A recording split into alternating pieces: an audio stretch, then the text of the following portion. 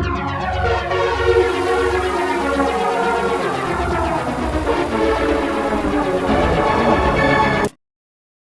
Comicon 2019, are you ready?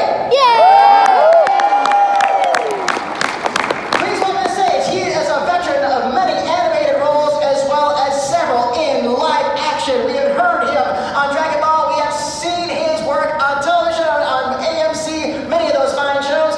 Give it up for Mr. Jason Douglas.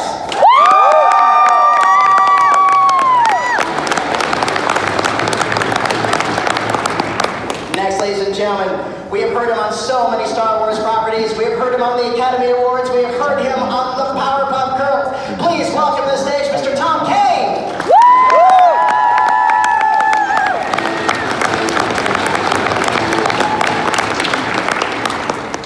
And next, ladies and gentlemen, he is the inheritor of Mickey Mouse himself. Please welcome my buddy, Mr. Bret Iwan.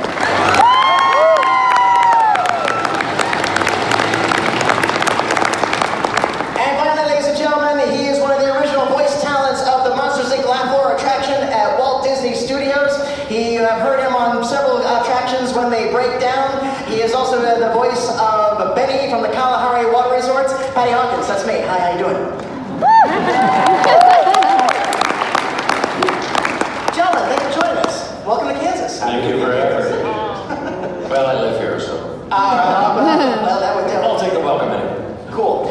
What I would love to do is, since absolutely no story is the same, I would love to hear how individually each of you guys fell into this strange thing that we know as voice acting. Who started? I will. Sure. Well, my story, fittingly, begins here in Kansas City. I was an artist at Hallmark Greeting Cards for 5 years, and found out about the auditions for Mickey Mouse through a friend of mine who was working at Pixar, still works at Pixar.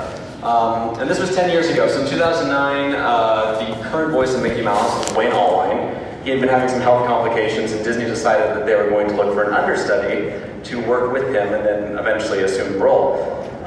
So they were looking internally. I got the email through my friend, so I obviously was not working for Disney, but I auditioned anyway. They were impressed with what they heard. I went out for a few auditions after that. Eventually was offered the job, and that's how I got my start in voice acting, was with Mickey. I hadn't done voice acting before that. I'd done acting in school and whatnot. I wanted to be an animator, so I was very interested in the art of voice acting. But that was my first professional audition and gig. It's a good one. Not bad, I hear. Talk about the Grand Slam first time at bat. Well, I was a stage actor in Houston, Texas, and really I just aspired to keep doing that. I wanted to, be like a company member at a regional theater. And at a certain point in my early 20s, when I was, on the stage somewhere, someone came up to me after a show and identified himself as a guy named Matt Greenfield from a company called ADV Films. And I had already been approached by some friends who were already working. This was a small upstart company that was licensing this thing called anime from Japan. Because they were fanboys and they wanted a way to kind of like distribute their favorite titles in the United States. And so I went in and auditioned and immediately got cast in an OVA that I guarantee most of you have never heard of, called Kimaguri Orange Road, Summer's Beginning. And but that was my first role, it was my first lead role, and I think we spent 17 hours of booth time for my first ever show. And that kind of led to another anime role, which led to another anime role. And at a certain point, I got really comfortable on mic and decided, hey, I'm gonna go ahead and get an agent and see if I can do this work sort of, professionally outside of the world of anime. And so that kind of led me to get an agent for voiceover, started doing commercial and industrial stuff, and then she also represented me for film and television, which eventually led to me doing film and television work. So it was a very gradual start for me, but one that sort of made sense. So 20 years, some odd years later, I'm sitting on a couch in Kansas City talking to you about it. So.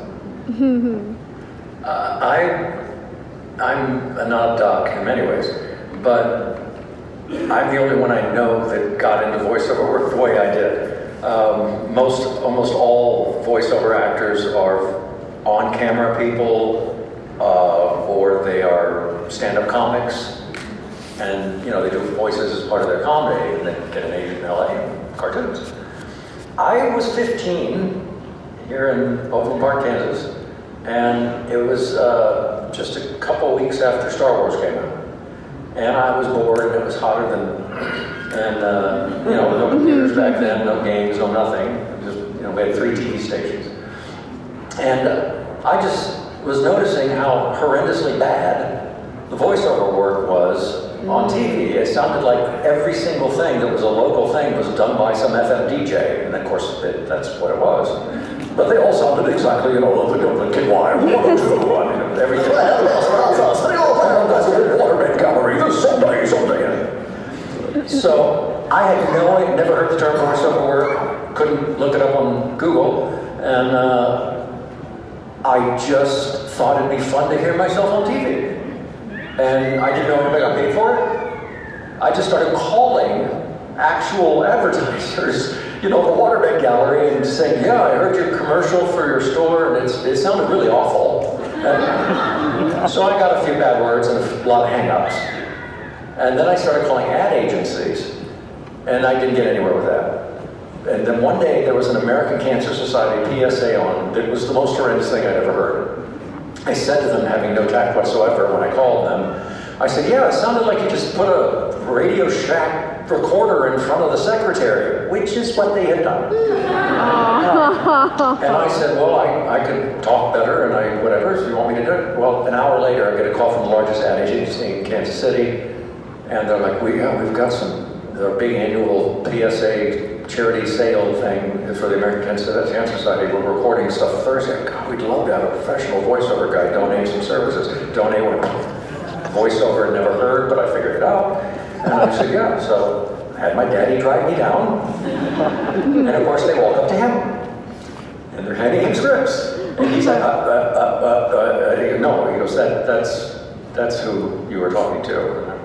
Fringy cut-off jeans, and my Stanson is all green from mowing lawns for 50 cents a piece. And it almost didn't happen because he's like, oh God, we thought you had done this. And I said, well, I can't be any worse than what you had. And he's like, oh. And so we walked back, the engineer setting me up on the mic, which I knew nothing about. They're like, he's moving it, cool. Script on the thing. And the poor guy that didn't hire me, I was doing it for free, was getting his butt chewed on the other side of the glass, the directors. Because they'd spent a lot of money, it was the nicest studio in Kansas City. And I just interrupted, I said, do you want this in some kind of accent? I didn't know the term dialect. And the guy who was yelling at the other guy had to talk back and goes, what? And I said, well, I think this would sound good as the Pepperidge Farms guy. Now keep in mind, I'm a pimply 15-year-old. And he goes, you can talk like a 75-year-old man from New England? I'm like, yeah, sure, kind of. And he goes, let's hear that. And it was, every weekend, a couple dozen Kansas City families have a couple dozen garage sales. But on July 1st and 2nd, 1,000 Kansas City families are going to have just one garage sale. Anyway, and I got to the end of it, and the engineer goes, 29 on the nose, and which was just an accident. And they were just going, yeah, that's good. I read it 2 more times, and a week later, the same agency hired me. The same thing happened. They came up with my dad.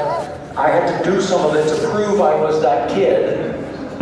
And I thought I was doing it for free. And my dad said, well, your dad will have to sign for you. And he's filling out paperwork. And there was no paperwork at the other thing because it was a freebie. And his eyes get wide. He goes, Tommy, they're paying you. I'm like, oh, cool. I'm thinking it's like $20. He goes, they're paying you a lot. I'm like, at 50. And he said, no, they're paying you $1,200. And honest to God, what went through my mind was, well, is it 12 or 100? Oh God! Because my birthday was in 2 weeks, I'm turning 16, I'm buying a car. 72 Ford Gran Torino, 454 former. Oh, wait. Choice. I love that story.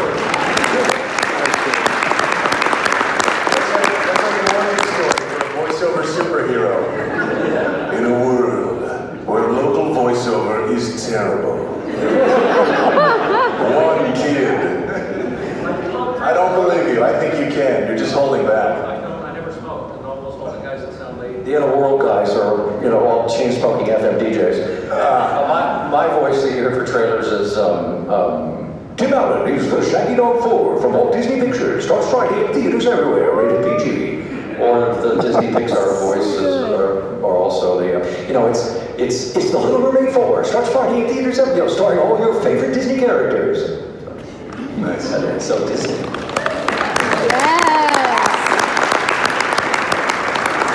For my Disney gig, has anyone been to Walt Disney World in the past 10 years?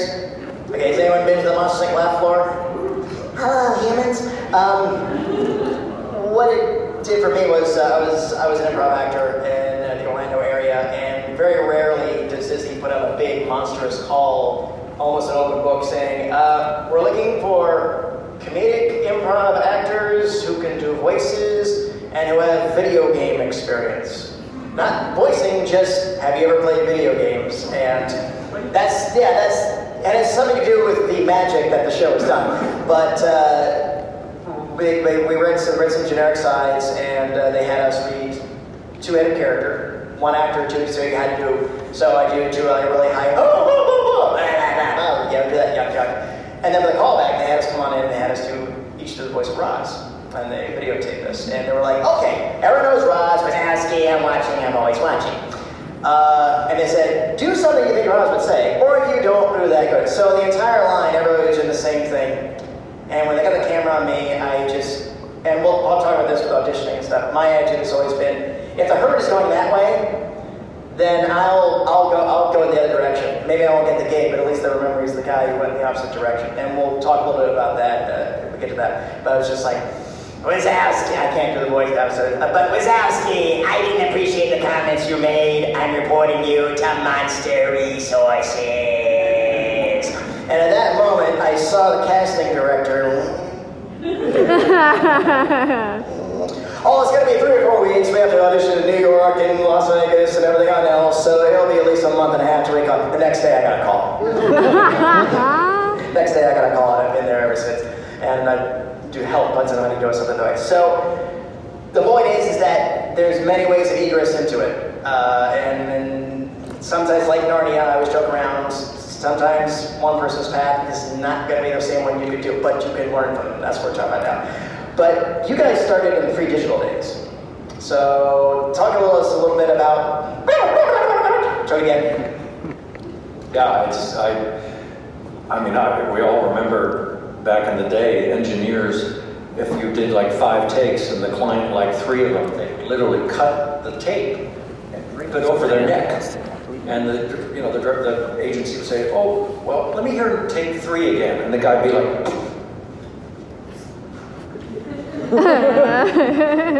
take 3. And then let me hear 6 again.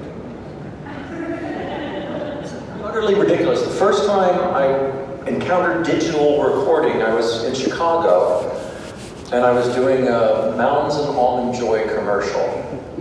And I was like on the 4th or 5th take, and all of a sudden I'm looking through the glass and I'm like, there's nothing moving. Got these big reels, nothing. And I said, well, what are you doing? And he goes, what? I'm like, why are we late? You're not recording anything. And he goes, oh yeah, it's digital. I'm like, what does that mean? This is a hard drive. And I'm like, BS. I'm like, show me. And he played it on. Oh God. Yeah, but nowadays you talk to an engineer and tell them the story about the tape drape, and they're like, tape? But, oh, never heard it, never seen it. I expect that was a much easier session though on the voice actor, because there was a lot more time between takes while they had to futz with that stuff. And I got started just at the front end of the digital thing, because when I started doing anime, it was a very small but sort of newly constructed studio with its first little sort of Pro Tools board, and they were developing kind of their own way of doing things that was very different. A lot of studios still use the beep system for ADR, which if you don't know what that is, it's when actors will go in and sort of re-record. If it's live action, they'll re-record the lines that they said kind of live, but maybe there was a sound, or they're trying to get a cleaner take, and they kind of loop it. That's why they also would call that looping, because they formerly would loop that scene, and they would just play over and over, and the actor would try to kind of catch up to that. And we still call it that sometimes. But the cue that you have as an actor in most of those sessions is a beep system. So when your line is coming up, you'll hear 3 beeps. Beep, beep, beep. And then where the 4th beep would start is when you start your line. And I still do anime like that. There's a lot of companies, it's kind of a legacy thing that's actually from those tape days. It's not terribly necessary, but a lot of people are just used to doing it. But the company I started with, they completely abandoned that. And so we were kind of tracking, on our own in a kind of a very new and different way. So I was part of that, I guess, that initial group. I don't know that I ever, but I do remember my early auditions were always on tape, like literal little cassette tape. And a lot of times you'd go into to an agency, and there would be 14 auditions on the tape in front of you, and you had to kind of play through and make sure you didn't erase the last guy's audition, and then give it a couple seconds, and then you'd start your audition for whatever it was, and then hit pause, and you have to rewind it and make sure. And if you messed up, well, you had to rewind it and erase that bit. And now everything's digital, and most of us, if we're auditioning for something, we're 99% we're doing it at home. And sending an MP3. Studio. Yeah, so that's kind of where things have really changed for us in the last, couple of decades. Disney and Lucasfilm allow me to do most of my stuff from my studio here, but no feature films. They fly me out to LA because they're petrified of sending a script in the email. I guess they're thinking I'm going to forward it to the universe, but anyway, they still do that. The first feature film was at Fox, and then now it's all at Disney. In the backlot, it's beep, beep. It's just still there.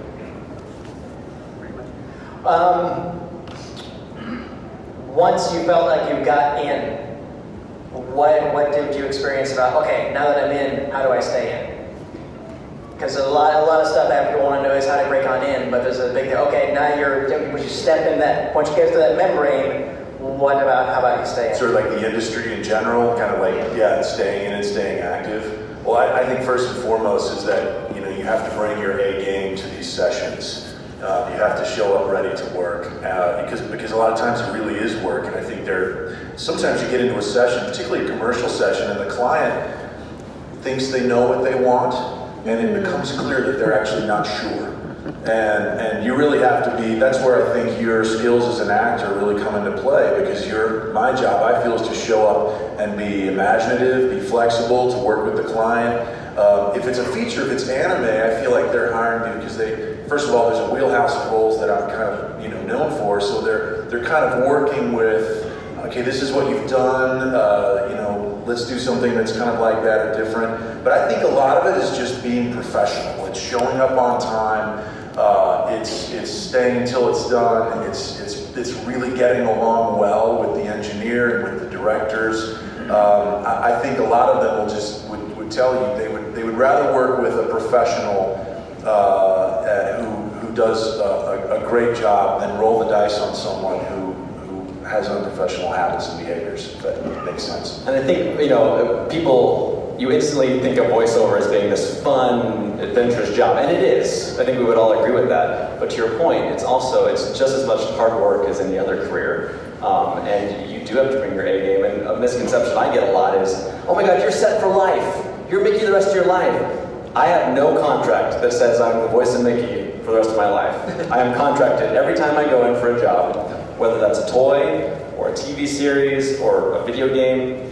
And so the responsibility falls on me to maintain that career. So, I have to make sure that I'm improving, or I'm, again, being professional, I think, is a huge thing. You got to be on time for your sessions. You got to be respectful to the directors. And, I think I've learned that as much as it is about being able to contribute to the situation, offering different takes on the line reads and whatnot, you also have to be open to biting your tongue sometimes, because you'll encounter directors, or, like you said, who think they know what they want, but they don't.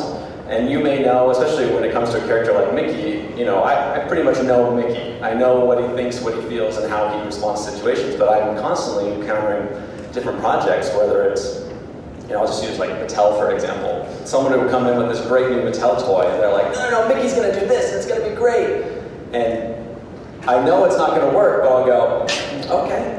And I'll be polite about it, but in the, I'll find a creative way to say, how about this instead? And typically they'll be like, oh, that's it, that's what we're looking for. And I knew that all along, but I'm not gonna be like, listen, you're an idiot, you do it this way. So yeah, I think I would agree with that. It's being professional and it's the hard work, right? The other thing I always tell people is be nice. Because there's nobody that does voiceover work that they can't replace in a week. That's just a fact. Absolutely. And if you come in there, I knew a guy that had come to LA, he was phenomenal. He was Billy West. His voices were absolutely ridiculous, but he was a jerk. He moved back to Ohio about a year later, and I don't know what he's doing now, but not voiceover work. But yeah, just be nice. Just, it's not no skin off your back. The only time I do exactly what you're talking about, I'll get some of the worst direction, and I always give them what they want, and I have the stock thing at the end. I go, hey, you know what? Something popped into my head. Let me just roll, and let me give you an alternate, just in case, whatever. And I give them what they should have done an hour ago. And it's exactly that. They're like 99 times out of 100, they're like, oh, that's great, yeah. And that's what it ends up on the air. The only time I've ever pulled it is when I'm doing Yoda. But the big one was, I actually done a little C-3PO, but I didn't have no pictures for that because Anthony gets rid of that. So, but yeah, a lot of the 3PO we've heard over the last 25 years of me. And some company got permission from some Lucasfilm to do a Star Wars pinball machine. And the guy started telling me how to do 3PO. And I said, no, I won't read that way. And he just got his panties in a twist. He was like, what do you mean you're working for me? And I'm like, no, I'm working for Lucasfilm. And I will not read it as anything other than the way 3PO would read it. And he goes, picked up the phone, called Lucasfilm, and he's on the other side of the class, and then he's like,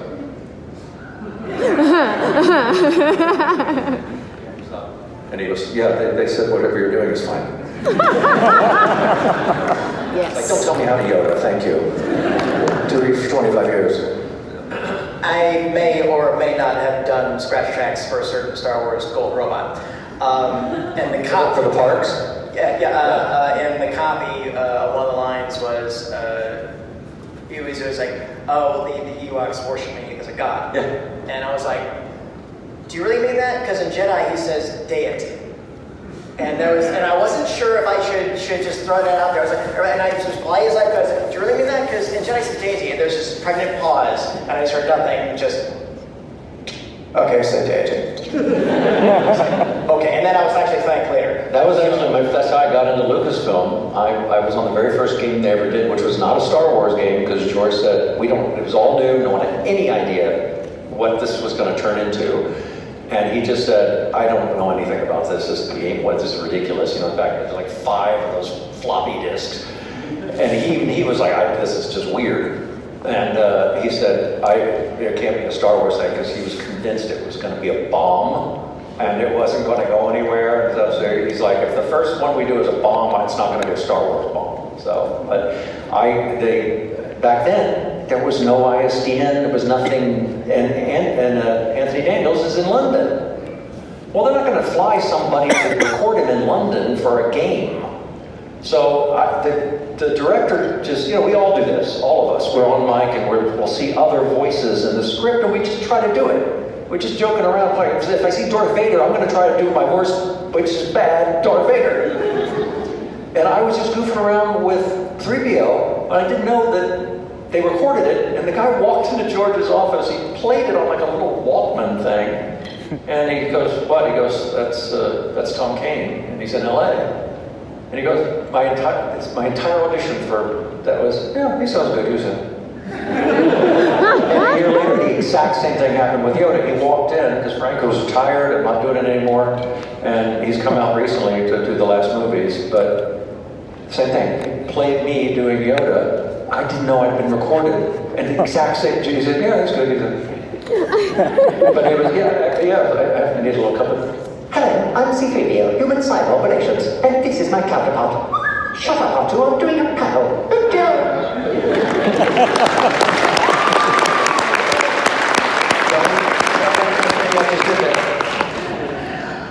Let's talk a little bit about the video game facet of it now, which is something that is becoming more and more and more prevalent of a gig, but a very different gig from a straight narrative animation thing. Okay, one script, one episode, book it, done, move out. No, it's being in there, getting kicked, and kicked again, or knocked again, and ooh, ooh, for an entire session. So, what is your John's insight on that?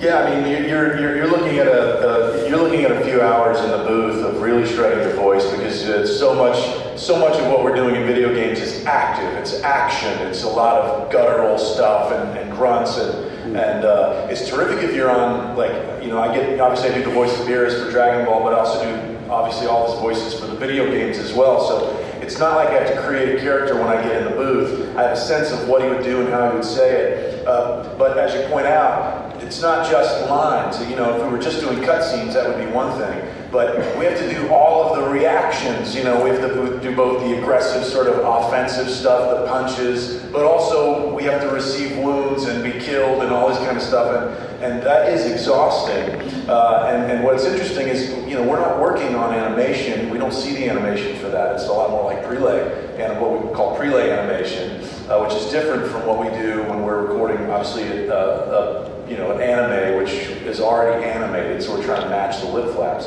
But we do have that flexibility. So it's fun in that respect, that we're not constrained by lip flaps. But there is, you know, I feel like we spend more time in the booth just going,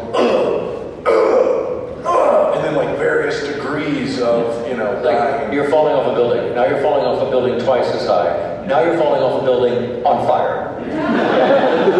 And the script will actually denote that in some cases. It will give sort of the different grades of pain or different stages of death that your character might be experiencing at that point. And you know, a lot of times it's just objective, you know, or subjective, kind of like, well, I think you would go, ugh, and then the next one is, oh, they want it a little more intense, so, ugh. And, you know, you might do 3 of each take, so that now they've got a library of things to pull from. So makes you contemplate situations you don't normally think about. Like, what's it feel like to fall off a burning building, you know, as Mickey? Like, I don't know. Think about death scenes are very poignant. Yeah. There was always preface, like, he's going to die at the end of this, but he's not going to die. But he's going to sound like he died. Like, okay, cool. Great. One of the interesting features of voice recording for video games is that many times, I don't know about you guys, but a lot of times you don't know what the project is you're going to work on, because it's still early enough in development that, you know, you're signing NDAs, they're not wanting the word to get out, you know, what this project is. They may not have a title for it yet. It might be a kind of a game that is not a pre-existing intellectual property. So you have no idea. And I did a game like that a few years ago. I went in to record a certain kind of a character, a carnival barker, you know, this kind of guy, and I completely forgot about it. And I think like a year and a half or 2 years later, someone wrote to me online and it was like, you were great as this character in this game. I'd never heard of it. And I said, what? You know, I tried to get clarification, and he sent me a link, and I went, and it was a link to YouTube, and there was this character, and this guy sounded just exactly like me. I was worried. I had no recollection of recording this character. It had been so long ago. I mean, it took me a few listens to go, oh, okay. I was really like having an existential professional crisis. It was me. That's awesome. What? There's a weird subset of voiceover work, and you kind of really have to be able to do everything to make a living at it, because even though people think we get $1 million for opening our mouth every time, that's not the case. I do what's called ADR work, which stands for Additional Dialogue Replacement. And basically, if an actor films a movie and someone dropped a Coke can, and they have to replace that sound or that sentence, a plane goes overhead, and the director's like, I love the scene, but the plane, well, they bring the actor back in, Tom Hanks or whatever, and they record their own line 99 times out of 100. Some actors don't really do that as much, so they find a sound-alike. So, as bizarre as it is, this 57-year-old white guy is the guy that does the ADO work for Morgan Freeman. I actually fooled his son one day. We were working on Robot Chicken. Just recorded, his son's name is Alphonse, and I swear to God, give me an hour with him. He doesn't need the money, but I told him, give me an hour with you, and I'll teach you how to do your dad. But Seth Green said, hey, you gotta listen to this. And he started playing, and he said, what did you tell me you were using my dad? I said, wait, when did he come in? He doesn't do this. And he goes, that's not your dad, that's a 50-year-old white guy in Kansas. And he actually said, his dad was called Cole Morgan. He was on the golf course, and he held it up and said, son, that's not me. I first met Andy Dufresne in the summer of 1930.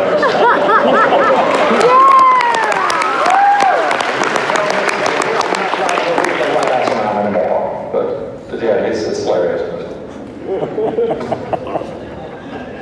Sounds good. Where do you think it's going now? And what advice would you give to our audience, to anyone out there who wants to try to jump into this towards the direction you think it's headed towards? I think it's interesting with all the new streaming platforms that are coming out. And then the digital age, I think, is changing, and there's a plethora of opportunity for voiceover. I think it's just going to continue to grow. I think the opportunities are out there. I do think, and you guys probably would agree, that the voiceover community is pretty small still. There's a lot of heavy hitters out there. And I've been doing it 10 years now, and I still feel like this little teeny blip in the voiceover community. So I think going back to bringing your A game, if you're interested in pursuing it as a career, you really gotta be dedicated, and you really gotta work your butt off. And there's no guarantees, right? So yeah, I mean the ways in, because of technology, there are a lot more ways in, but I think it's harder to stay in because there's so many people competing to do it now. And I still think that just because it's easy to get in doesn't mean you're ready yet. And I think that if you're really committed to the idea of doing what we're doing, commit yourself to improving yourself. Improve your craft.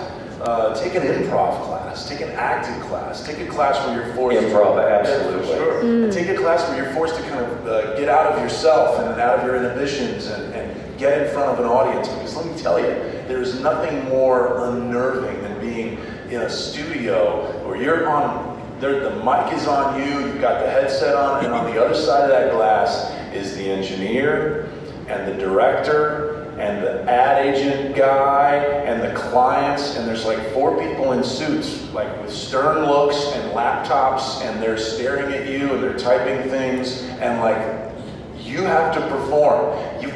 You're booked for about an hour, and they honestly, I like to get in and get out. I like to get in and wow them and be done with 20 or 30 minutes left in the session. That helps everybody to breathe easier. And I think that takes time, that takes commitment to the craft.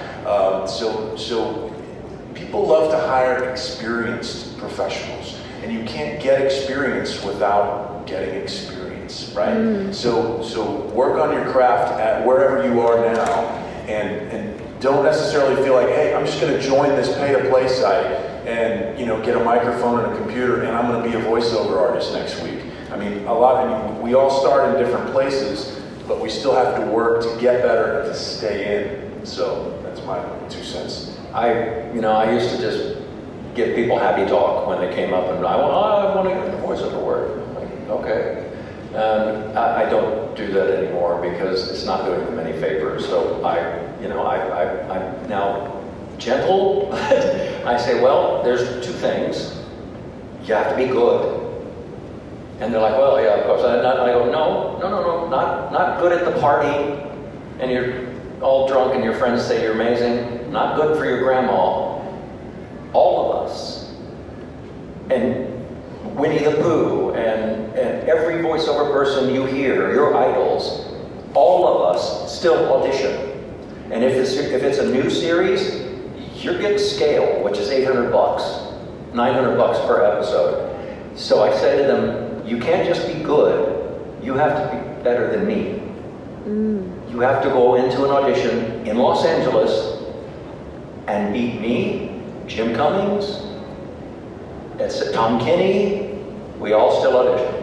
So I'm like, find out if you're any good. Take some classes, have somebody, exactly what we said. You've got improv, God, do improv classes, because it kills that fear of being in front of 12 people.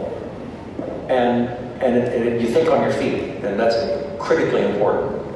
But it's, I'm never trying to rain on your parade, but if you're doing general animation work, you have to be in LA.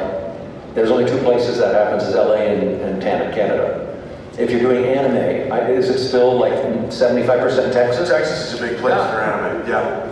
There's a little in LA, but I think there's some stuff going on in Atlanta too. Yes, yeah. And then of course, I should just hasten to add, I mean, there's a lot of voiceover that does happen regionally. Regional commercials, industrials, and there's a lot of guys that make a solid sort of, I call it a blue collar living, doing this kind of voiceover regional. So there may be opportunities locally to actually to get your start. But it's right. I mean, 90% of kind of the top shelf A-list animation that you're familiar with is done in Los Angeles, possibly Vancouver, a bit and Atlanta. So I think Bill Farmer has some of the best advice when somebody comes up to the table and says, I want to be a voice actor, what's the one thing? They'll say, get rich parents. Bill Farmer's goofy, and he's from Pratt, Kansas. That's right. I guess he more says that, well, you gotta get rich parents. Of course. I would say, especially for people who aspire to animation, I say, well, you want to be in cartoons? Then this is what you do. Like in the cartoons, you find that wall and you paint the door on it. And how do you do that? Pair up with people. If you want to be a voice actor, find some peers that want to be animators. And right now, about every college has got a program teaching that too. Put a little knock on the little bulletin board that they got there. Hey, voice actor looking for stuff. And so, hey, I'm doing my student thesis film. I need a voice. It's this character, whatever. That will help hone you. That will be your time in the trenches, and that'll just give you a little bit of that edge. And yeah, the YouTube world and everything else. And if you keep painting on that wall, then maybe, just maybe, somebody on the other side might magically not. Like, are you the person that did that one YouTube video with the little panda and the eye patch? Yeah, well, I'd like you to do my toothpaste commercial, or something to that effect. Yeah, it's out there, but you have to build it. You can't just be all like, oh, I can do a pirate voice, arr! And I'm sorry, a Monty Python pepper pot is not a British accent. I'm sorry. And the other thing I would say too is, whenever you're inspired by animation right now, look at the history. Listen to audiobooks. I'm a real big fan of audiobooks. When one person is reading the entire book and giving affectations to all the characters and all the dialogue, listen to how they modulate that one voice. Listen to how they do it. And I'm a big Billy West, grouchy as he is. He and I are big fans of old radio shows. Old-timey radio shows, and they're all public domain, and listen to them. There's a lot of really great inspiration you can get from them. So, the point is, look to the past. I don't have an original bone in my body. Everything I've done in my career of note, I lifted. I maybe mixed and matched a couple, but everything I do, and have for 40 some years, I got from reruns, black and white reruns of television from the 50s. Because back then, this television thing was so new, no one had any experience with it. All the actors that were in all those, I Love Lucy and all that, they all were from stage. They all were stage actors. Well, it didn't occur to anyone until the 70s almost that people don't have to project to the back row. If you're in a television scene, it's supposed to be in a bedroom. But they did that back then. They had the most ridiculous characters. There was a guy that was in 5 episodes of I Love Lucy every season as different characters, the same guy. And he was, oh, hello, Mrs. Ricardo. Well, yeah, that's I've used that voice.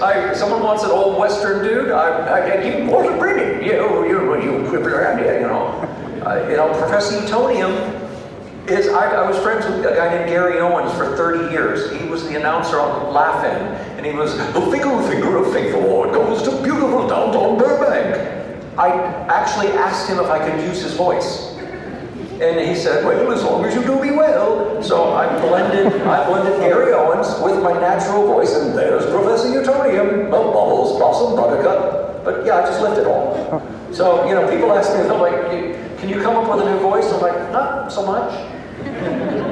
But I mean, they played me a clip from the Yellow Submarine, a 1968 movie the Beatles made. And there was a character in it called the Blue Meanie, which is basically him with a British accent. And they just said, can you do that? And I was like, and they're like, okay, you got it.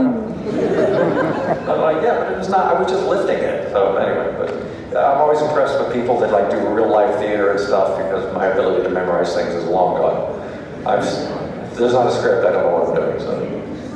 Sounds good. We have just enough time for a few questions, so I'll tell you what, I'm just going to look for hands and I will come to you. So, what do you say? I'll tell you what, this guy was first guy. Hey, what's your name? Hi, my name is Matt, and I'm a sucker for origin stories, and you're obviously the behind-the-scenes superheroes. So I'd like for you to go back a little bit further to your childhood and tell us what inspired you as a kid growing up that got you into being creative in general, and which led to the voiceover talent. When I was 7 years old or 8 years old, my grandmother, for my birthday, gave me a Radio Shack tape recorder. One of those things that actually was not really a toy, it's a kind of dictation thing. You stick a little cassette in it, and I would spend hours in my bedroom just like telling stories and like making stuff up and then rewinding it, listening to it. It was like I was broadcasting to an audience, and then I would go to my friend's house and I would have them, we would make up like radio dramas basically on tape. And I just thought it was the coolest thing to like listen to those over and over again later on. So that was like an early thing for me. I'm basically a walking Disney commercial. I grew up being a huge Disney fan. As early as I can remember, I just wanted to draw, and I would pause the Disney cartoons and draw them, the characters with my dad. So I got into art that way. And then a little bit later in life, I listened to Disney soundtracks growing up, and I started impersonating the characters I heard within the different shows and parades and whatnot. And that's where I really learned how to do Mickey's voice, actually, as while listening to the Fantasmic soundtrack. So yeah, my origins of creativity were really Walt Disney. I love the story of Walt, his origin story, and just the fact that he was this hardworking guy who had this vision for something and it came true. It became this empire that a lot of us love. I don't take it personally. I was a Warner Brothers guy. but there's a reason. Again, in the 1960s in Kansas City, there were 3 television stations, ABC, CBS, and NBC. And none of them were owned by any other company back then. And I would come home from school, and the only thing that you could watch in the afternoons was just reruns of old Warner Brothers cartoons. The reason that they didn't have any Disney cartoons back then, because nobody, I guess, could afford to syndicate Disney cartoons, so we didn't even have any. And same thing, I would make a little tape recorder and I would record things and then try to mimic them. And my mom tells me, again, I'm a mimic, I'm good at mimicking things. My mom tells me when I was like 2 years old, I'd been toddling around in my grandpa's living room. He'd be watching the Chiefs and cussing at Len Dawson when he fumbled the ball in German. And I would repeat what Grandpa was saying in German. And the kid just would laugh. He never made a sound when he laughed. He just went. And he said, one day my mom said, the kid's got a pretty good German accent, but you don't want to know what he's saying. But yeah, that's all I do is just like pick and choose things from my past. And again, that Radio Shack recorder changed my life. your name? My name is AJ. I know you guys recommend doing improv classes and acting classes. Would you also recommend voice coach? Oh, yeah, sure, absolutely. People ask me all the time if I could teach. I'm like, I don't have any clue how to teach what I do because I don't know how I do it. It's just there. Yeah, absolutely. I think just like anything, you know, perfecting your tool, and in voice acting, your voice is your tool. So anything you can do to equip your toolbox with those extra tools to help you know how to maintain the voice, change the voice, protect the voice, it's always going to benefit you. Even if a good vocal coach, like a singing coach, is, I think, excellent. And even if you don't consider yourself a singer, if you can spend some time with a vocal coach, because a lot of what you do in music, you work on like care of your voice and like how to use your voice without straining, how to use it and how to, you know, breathe and speak and sing from the diaphragm. This is all excellent. This is stuff that we use in the booth every time. When to breathe. So a lot of the techniques that you would use in vocal training for singing are things that we use when we're doing voiceover, for sure. Yeah, I don't know how, honestly, I've kind of withdrawn from the video game world. The only thing I do now is Star Wars stuff and Call of Duty, because I don't have the stamina I used to. And the first thing my agent says, we'd like Tom Kane to do this, the first thing that comes out of my mouth is, how much screaming and dying? And if there's screaming and dying, like, nah. You know, the only exception is Takio on Call of Duty. That I love that character so much that I'll scream and die. But the other thing that I can't do, I don't know I have a really bad gag reflex, and at some point in almost every video game, they're asking you to do something. Sometimes it's gagging and puking, but they ask you to do something that triggers that, and I'm literally, they think I'm joking, but I'm like trying to go, and I'm going, oh, they're like, oh, that's great. I'm like, just a second. But it sounds so real. It's so real. All right, last question. What's your question? Hi, I'm Patrick, and my question is about shopping a professional demo. I just have my first commercial demo recorded, and I'm wanting some advice on how to go about shopping that around. Where are you located?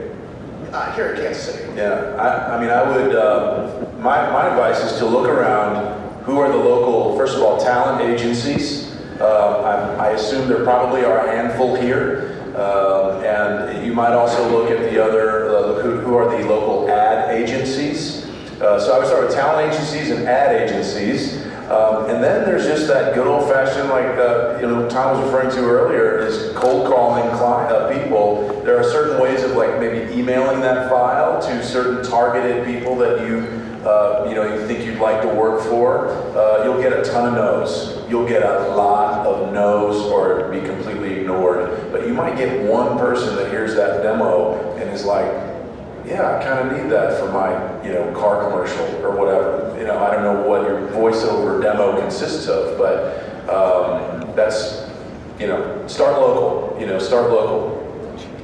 Also, big mistake people make with demos that they all want to do cartoons. So they put together a demo that's them doing Fred Flintstone and SpongeBob and Popeye and whatever, and 90 times out of 100 they just go clunk in the trash or delete or whatever.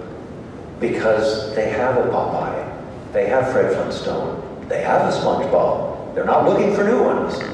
So don't waste your time trying to duplicate, because I can guarantee you, yours is not as good as Tom Kane's SpongeBob.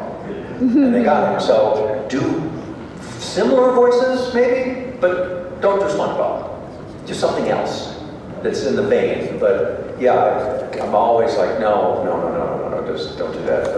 And the other thing is, none of us live on animation. If you want to get somewhere and pay a mortgage, you need to do commercials. You need to do industrials. You need to do ADR work. And there are 5 guys right now in Kansas City that they make enough to live on voiceovers, and 2 women, I think. But that's amazing. When I moved to LA, there was nobody that did freelance voiceover work in Kansas City 30 years ago, because it just wasn't enough work. Well, now there is. So start local. Go to the local talent agencies, local ad agencies, and Do a car commercial, do a waterbed gallery, but whatever, because that's where your money's going. That's how you're going to pay your car payment. I mean, animation's great icing, but it's just icing. And I like your comment about the impersonations, especially when it comes to character voices, because I think a lot, like in my story, because yours was flawless. Well, thank you, sir. But no, I think an important part of my story is that I didn't set out to be the voice of Mickey Mouse. I didn't grow up thinking, I'm going to do that. I had a path that was being an artist and being a creative person, and I was down that path, and then literally the Mickey audition found me. And so a lot of people come and be like, I'm practicing to be your replacement. And like you said, I don't plan to go anywhere anytime soon, so, I was in LA when that happened, and when Wayne was sick, and they were starting to look for somebody, and, I was asked, can you do Mickey Mouse?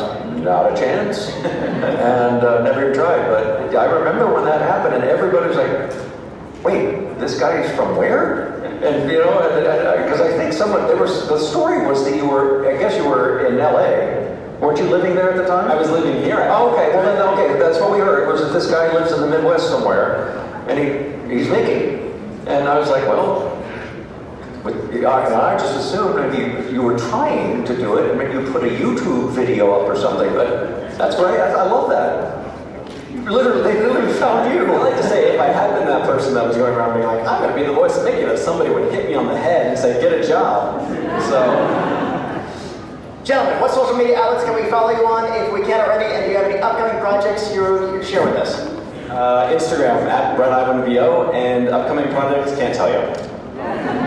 I'm on Twitter and Instagram. You can find me Twitter, Mr. Jason Douglas. Look for a sci-fi film independent called Dropa that's coming up soon. I'd love for you to check that out. That